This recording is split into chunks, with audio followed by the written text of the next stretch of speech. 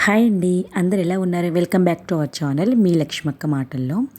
So ఈరోజు అయితే morning routine అయితే మీతో షేర్ చేసుకుంటున్నాను. పిల్లలకైతే బాక్సులు పెట్టాలండి. సో నేనైతే మార్నింగ్ లేవడమే ముందు బ్రష్ చేసేసి ఇక కిచెన్లోకి అయితే వచ్చాను. పొద్దున్నే ఎండ అయితే మంచిగా పడుతుంది. మాకు కిచెన్లోకి కొంచెం పడుతుంది, హాల్లోకి అయితే ఫుల్గా పడుతుంది. సో నేనైతే ఇంకా ఒక సైడ్ అయితే రైస్ పెట్టేశాను ముందు, ఇంకొక సైడ్ వచ్చేసి పప్పు పెడదామని చెప్పి అన్నీ అయితే రెడీ చేసుకున్నాను. మార్నింగ్ అండి మొత్తం అన్నీ కూడా చెక్క చేసేసుకుంటాను. నైట్ ఆల్మోస్ట్ అన్నీ కూడా ఏం కావాలన్నది సెట్ చేసుకుంటాను, మార్నింగ్కి ఏం వండాలి ఏంటి అన్నది. సో అందుకని చెప్పి నాకు త్వరగా అయిపోతుంది. ఇక పప్పు అయితే అయిపోయిందండి, పెసరపప్పు. ఎక్కువ పెసరపప్పు పాలకూర అయితే వేసి వండుతానండి. కందిపప్పులో కన్నా పెసరపప్పు కాంబినేషన్లో బాగుంటుంది పాలకూర వేస్తే. సో అదైతే అయిపోయింది. తీసుకొచ్చింది అన్నీ కూడా ఇంకోండి ఈ విధంగా గాజు సీసాలు అయితే స్టోర్ చేసుకున్నాను. ఇక ఈ లోపు అయితే ఇదిగోండి రైస్ పెట్టాను. అయితే వాటర్ వచ్చేస్తాయి అనమాట పక్క నుంచి. మళ్ళీ ఆ కుక్కర్ మూత ఓపెన్ చేసి ఒకసారి వాష్ చేసి, ఏమన్నా మనకేంటంటే బియ్యం గింజలు ఒక్కొక్కసారి అడ్డుపడినా సరే పక్క నుంచి కుక్కర్లో నుంచి వాటర్ లీక్ అవుతూ ఉంటాయి. సో మళ్ళీ ఒకసారి ఆఫ్ చేసేసుకొని విజిల్ పోయినాక తీసి ఒకసారి మళ్ళీ వాటర్తో వాష్ చేసి మళ్ళీ పెడితే మనకి సెట్ అవుతుందనమాట. సో అది చేసేసాను. ఇంకో సైడ్ వచ్చేసి ఇక పెసరపప్పు అయితే వేసుకుంటున్నానండి. చూడండి, పెసరపప్పుతో ఏంటంటే పిల్లలకి కూడా గ్యాస్ ప్రాబ్లం కానీ ఏమీ ఉండదు. నెక్స్ట్ హెల్త్కి కూడా చాలా మంచిది. అందుకని చెప్పి ఎక్కువ పెసరపప్పే ప్రిఫర్ చేస్తాను. పప్పు చారులు, ముద్దపప్పు అలాంటివి చేసేటప్పుడైతే కందిపప్పునైతే ప్రిఫర్ చేస్తాను. సో ఇలాగ 2 టైమ్స్ అయితే వాష్ చేసుకొని దాన్ని అయితే కుక్కర్ పెట్టేశానండి. ఈలోపు చపాతీ పిండి కూడా బయట పెట్టేశాను పాపకి చేయడానికి. ఇంకా కటింగ్ అయితే చేసుకుంటున్నాను పాలకూరని. ఇదిగోండి తీసుకొచ్చాను, ఆల్రెడీ ఒక 4 డేస్ అయిపోయిందనమాట. కొన్ని ఆకులు అయితే ఇదిగోండి ఇలాగా కొంచెం తడితడిగా ఉండేసరికి ఇలాగా మెత్తగా అయిపోయినాయి. వాటిని అన్నిటిని కూడా వేరి సపరేట్ చేసేసి మిగతా అన్నీ కూడా వాష్ చేసుకుంటున్నాను ఈ డబ్బాలో వేసేసి. సో క్లీన్ చేసుకున్న తర్వాత అప్పుడైతే కట్ చేస్తాను. ఎప్పుడైనా సరే మనము తోటకూర అయినా పాలకూర అయినా వాష్ చేసుకున్నాక కట్ చేసుకోవాలండి. కటింగ్ చేసిన తర్వాత అయితే వాష్ చేయకూడదు. సో నేనైతే ఇప్పుడు కట్ చేసేసుకుంటున్నాను. ఇవన్నీ కట్ చేసుకొని అయితే వేసేస్తాను. ముందైతే పాపకి బాక్స్ పెట్టేస్తానండి. పాపని 8:30కి వెళ్ళి స్కూల్లో డ్రాప్ చేసి వస్తాను. నెక్స్ట్ బాబుకి 9:30కి అనమాట. బాబుకి ఓన్లీ బ్రేక్ఫాస్టే అండ్ ఫ్రూట్స్ ఒకటి పెడితే చాలు. బట్ పాపకు మాత్రం బ్రేక్ఫాస్ట్ పెట్టాలి, రైస్ కూడా, రెండు కూడా అయిపోవాలి. ఇంట్లో బ్రేక్ఫాస్ట్ తింటుంది, కొంచెమే తినేసి వెళ్తుంది ఆకలి వేస్తే కనుక. లేదంటే కనుక స్కూల్లోనే తింటుంది. సో ఏదైనా సరే మార్నింగ్ బ్రేక్ఫాస్ట్ అయిపోవాలి, అలాగే రైస్ కర్రీస్ అన్నీ అయిపోవాలన్నమాట. కొన్నిసార్లు పాపకు ఒక్కదానికే విడిగా చేస్తాను, మాకు మధ్యాహ్నం వండుకుంటాను.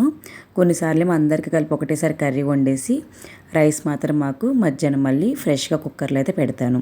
సో ఇదిగోండి పప్పు అయితే వేసేసాను. దాంట్లో పాలకూర, అలాగే ఒక టమాటా, నెక్స్ట్ వచ్చేసి చింతపండు, కొంచెం ఉప్పు, అలాగే నూనె కూడా వేసానండి పొంగకుండా ఉంటుందని. ఇవన్నీ వేసి ఒకసారి మిక్స్ చేసి అయితే పెట్టేస్తాను. కొంచెం పసుపు కూడా వేసాను, పెట్టేశాను. అంటే ఇక్కడ నేను ఉల్లిపాయ పచ్చిమిరకాయలు వేసాను, కారమే వేయలేదండి. పచ్చిమిర్చి కారం ఆల్మోస్ట్ సరిపోతుంది. సరిపోలేదు అంటే కనుక మా బాబుకు కొంచెం తీసేసి తర్వాత మళ్ళీ వేస్తాను కారం అన్నది. సో మళ్ళీ బాబుకి సపరేట్గా చేసే పని ఉండదు కాబట్టి కారం వేయకుండా బాబుకి అయితే తీసేస్తాను. ఇంకా ఇది ఫ్రిడ్జ్లో పెట్టాను కదండి, అందుకని కొంచెం గట్టిగా అయిపోయింది. సో మనం ముందే తీసి పెట్టుకొని మళ్ళీ ఒక్కసారి ఈ విధంగా మెత్తగా నొక్కుకుంటే నార్మల్గా చపాతీ పిండి కలుపుకున్నప్పుడు ఎలా ఉంటుంది అలాగే ఉంటుందన్నమాట. సో ఈ చపాతీలు చేస్తూనే ఒక సైడ్ అయితే నేను వీటిని కాల్చడానికి పెనం పెట్టేశాను. మార్నింగ్ చాలా టైం అనేది ఫాస్ట్గా అయిపోతూ ఉంటుందండి. నేను ఇది బాక్స్ చేసేయాలి, అలాగే పాపను కూడా రెడీ చేయాలన్నమాట. అందుకే త్వరగా ముందు కిచెన్లో వర్క్ అంతా కంప్లీట్ చేసేస్తాను. బాక్స్లన్నీ పెట్టి అన్నీ వెళ్ళేసరికి పాప అయితే బ్రష్ చేసేసి బాత్ కూడా చేసి ఇక డ్రెస్ అప్ అయి ఉంటుంది. తర్వాత పాపను రెడీ చేసుకుంటాను. సో ఈ లోపైతే చపాతీలు అయితే కాలుస్తున్నాను. ఎలాగో నేను పాలకూర పప్పు వండుతున్నాను కదా అని చెప్పి చపాతీ కాలుస్తున్నానండి బ్రేక్ఫాస్ట్కి. ఇది చపాతీ అయితే పెట్టేస్తాను. చపాతీ పప్పు అంటే మార్నింగ్ పప్పు నంచుకోవడానికి, అలాగే ఆఫ్టర్నూన్ లంచ్కు కూడా ఒక చిన్న డబ్బా అయితే పప్పు అన్నం పెడతాను. సో పప్పు వండిన రోజు కొంచెం డే టైంలో తిన్నా, మళ్ళీ నైట్ అయితే వేరేది పెడతానండి. ఇక మళ్ళీ ఎందుకంటే ఇప్పుడు బ్రేక్ఫాస్ట్లోనూ ఎలాగో లంచ్లోనూ తింటుంది కదా, నైట్ వచ్చేసి వేరేది పెడతాను పాపకైతే. ఇంకా పప్పు అయితే మళ్ళీ పెట్టను. సో ఇగోండి చపాతీలు కూడా కాల్చడం అయితే అయిపోతుందండి. చపాతీ పిండి కూడా చక్కగా సాఫ్ట్గా ఉంది. మనం ఫ్రిడ్జ్లో పెట్టినా సరే మనం ఒక అరగంట ముందు బయట పెట్టేసి మళ్ళీ మనం చపాతీ పిండి ఎలా అయితే కలుపుకుంటామో ఆ విధంగా స్మాష్ చేసుకుంటే మళ్ళీ నార్మల్గా మెత్తగా ఉంటుంది. సో మళ్ళీ ఒకసారి ఇదంతా క్లీన్ చేసుకుంటున్నాను పిండి ఇదంతా కూడా. ఒక క్లాత్ అయితే ఎప్పుడు కూడా పక్కన పెట్టుకుంటానండి. మళ్ళీ అదంతా కూడా ఎప్పటికప్పుడు తుడిచేస్తూ ఉంటాను.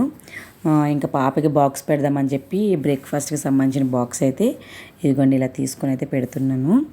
దీంట్లో అయితే చపాతీలు అయితే పెట్టేస్తానండి. ఈ లోపైతే పప్పు కూడా అయిపోతుంది. పప్పు అయిపోయినాక పప్పుని కూడా తాలింపు వేసి అప్పుడు పెడతాను. ఈ లోపైతే చపాతీలు అయినంత వరకు కూడా నేను దీంట్లో పెట్టేసి ఇది మూత పెట్టేస్తాను అనమాట. అంటే మరి గట్టిగా అయిపోకుండా మెత్తగా ఉంటాయి. అందుకని చెప్పేసి ముందే కాల్చిన వెంటనే అయితే దీంట్లో పెట్టేశాను. సో నెక్స్ట్ వచ్చేసి పప్పు అండి. పప్పు కూడా ఇక తాలింపు పెట్టేయాలి. ఇదేం చేస్తానంటే తాలింపులో మనకి మెయిన్గా కొంచెం లాస్ట్లో ఇంగువ వేస్తే మనకి టేస్ట్ అయితే చాలా బాగుంటుంది. కరివేపాకులు నెక్స్ట్ వచ్చేసి ఇవండి మనకి వెల్లుల్లిపాయ గబ్బాలు ఉంటాయి కదా, అవి ఎక్కువ స్మాష్ చేసేస్తే మనకు ఆ ఫ్లేవర్ అన్నది చాలా బాగుంటుంది. సో అవన్నీ వేసేసుకొని ఇంకొన్ని ఈ విధంగా అయితే వేసేసాను. ఆల్రెడీ అంటే నేను ఒకసారి కూడా కదిపాను పప్పు గుత్తుతో. అవన్నీ కూడా నేను షూట్ చేయలేదు. నార్మల్గా మనం పప్పు ఎలా వండుకుంటాం తెలిసిందే కదా. సో నాకైతే కారం పిల్లలిద్దరికీ సరిపోయిద్ది అనిపించింది. అందుకని ఇంకా కారం కూడా వేయలేదు. మిర్చి కారము అలాగే మనకి ఎండుమిరపకాయలు వేసాను కదా, ఆ కారమే సరిపోతుంది. సో ఇవి పాలకూర పప్పు అయితే కొన్ని ప్యాక్ చేసేసాను. నెక్స్ట్ వచ్చేసి ఇక లంచ్ కూడా ప్యాక్ చేస్తానండి. కంపల్సరీ ఏంటంటే వీళ్ళకి కర్డ్ రైస్ కంపల్సరీ పెట్టాలి స్కూల్కి. కానీ ఇది బాగా నచ్చింది. ప్రతి స్కూల్లో కూడా ఇలా అనాలండి, లేదంటే పిల్లలు తినరు. మా పాప స్కూల్లో అయితే కర్డ్ రైస్ కంపల్సరీ ఒక బాక్స్ అయితే ఉండాలని అయితే చెప్పేశారు. సో అందుకని చెప్పి తింటుంది, లేదంటే ఎప్పుడు స్కిప్ చేసేసేది, లేదంటే ఆ బాక్స్ని అలా వదిలి వచ్చేస్తుంది అనమాట. ఈరోజైతే ఒక బాక్స్ ఎక్స్ట్రా పెడుతున్నానండి, ఎందుకంటే పప్పు అన్నం తింటుందో లేదా అని చెప్పి.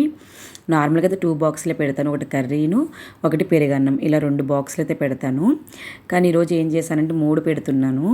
పప్పు అన్నము ఒకవేళ తినినా తినకపోయినా, అంటే పొద్దున ఆల్రెడీ చపాతీలకు పప్పు వేసాను కదా, మళ్ళీ ఇంట్రెస్ట్గా తింటుందో లేదో అని చెప్పేసి పప్పు అన్నంతో పాటు ఇంకోటి ఏంటంటే నేను పుదీనా పచ్చడి ఆల్రెడీ చేశాను, పాపకు కూడా చాలా ఇష్టము. సో పుదీనా పచ్చడి కూడా ఒక బాక్స్ పెడుతున్నాను. ఎందుకన్నా అంటే తినాలనిపిస్తే ఇది కూడా కొంచెం తింటుందని చెప్పి నార్మల్గా అయితే ఆ 2 బాక్సుల్లో అయితే పెట్టి ఒక బాక్స్లో అయితే కర్రీ వేసి అయితే పంపిస్తానండి.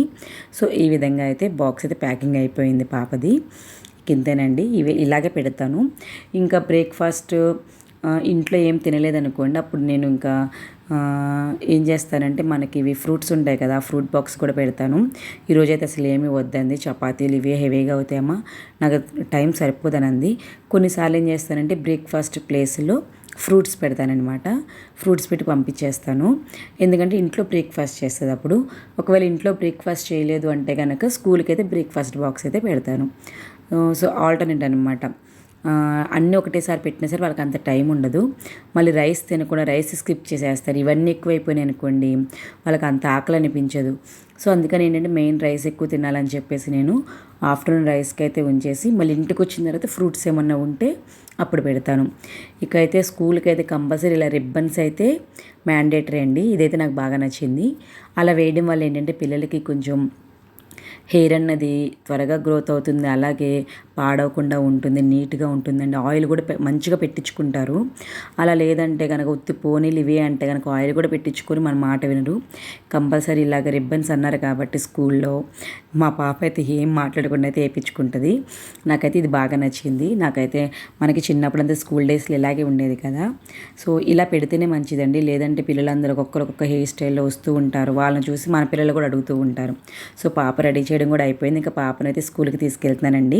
నా నెక్స్ట్ వీడియోలో అయితే నెక్స్ట్ మా బాబుని పంపించే వీడియో కూడా నేను మీతో షేర్ చేసుకుంటాను.